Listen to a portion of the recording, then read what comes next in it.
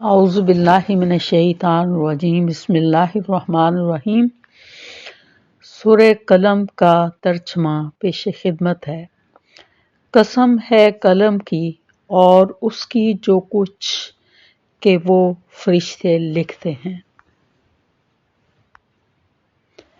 تو اپنے رب کے فضل سے دیوانہ نہیں ہے، اور بے شک تیرے لیے بے انتہا اجر ہے، اور بے شک تو بہت بڑے اخلاق پر ہے۔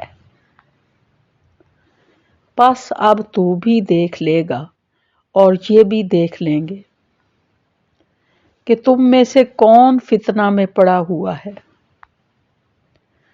بے شک تیرا رب اپنی راہ سے بہکنے والوں کو خوب جانتا ہے، اور وہ راہ یافتہ لوگوں کو بھی بخوبی جانتا ہے۔ بس تو جھٹلانے والوں کی نہ مان، وہ چاہتے ہیں کہ تو ذرا ڈھیلا ہو تو یہ بھی ڈھیلے پڑ جائیں،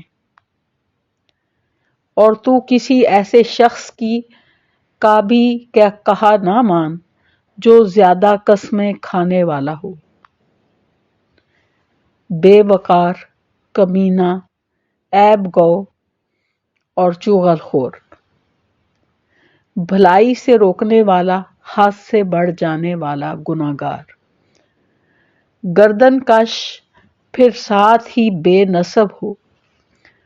اس کی سرکشی صرف اس لیے ہے کہ وہ مال والا ہے اور بیٹوں والا ہے۔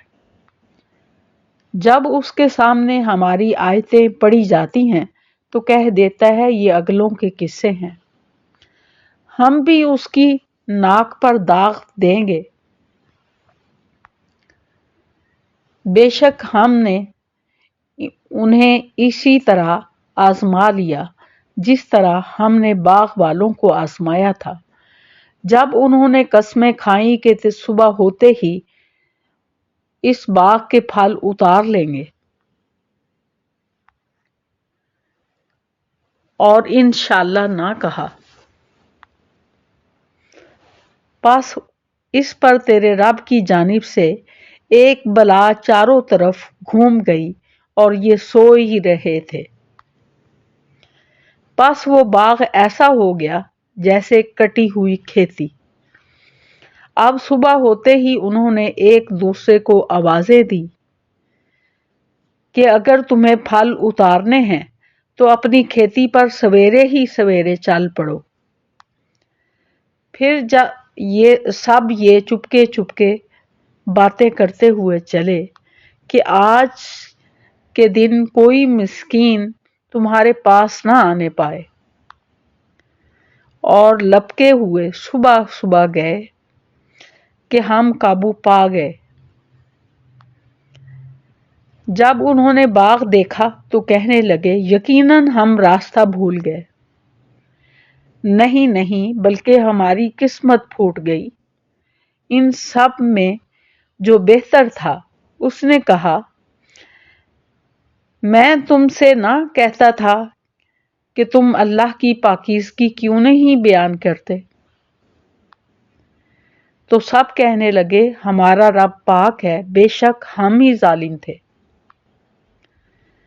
پھر ایک دوسرے کی طرف رخ کر کے آپس میں ملامت کرنے لگے، کہنے لگے ہائے افسوس، یقیناً ہم سرکش تھے۔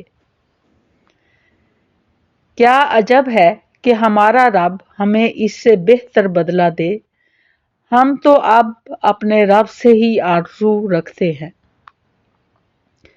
یوں ہی آفت آتی ہے اور آخرت کی آفت بہت ہی بڑی ہے، کاش انہیں سمجھ ہوتی۔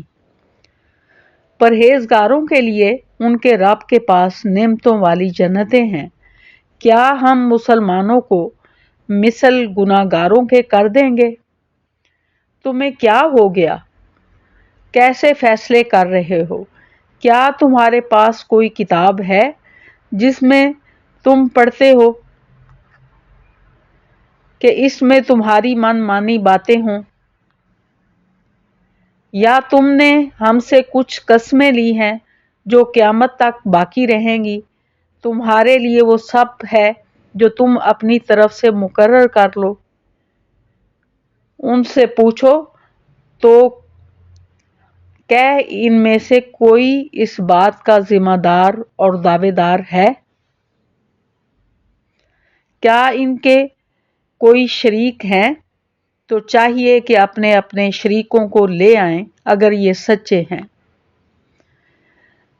جس دن پنڈلی کھول دی جائے گی اور سجدے کے لیے بلائے جائیں گے تو سجدہ نہ کر سکیں گے۔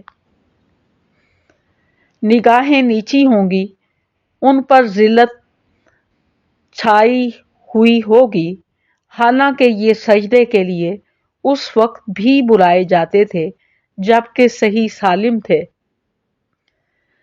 پس مجھے اس کلام کو جھٹلانے والے کو چھوڑ دے، ہم انہیں اسی طرح آہستہ آہستہ کھینچیں گے کہ انہیں معلوم بھی نہ ہوگا، اور میں انہیں ڈھیل دوں گا۔ بے شک میری تدبیر بڑی مضبوط ہے۔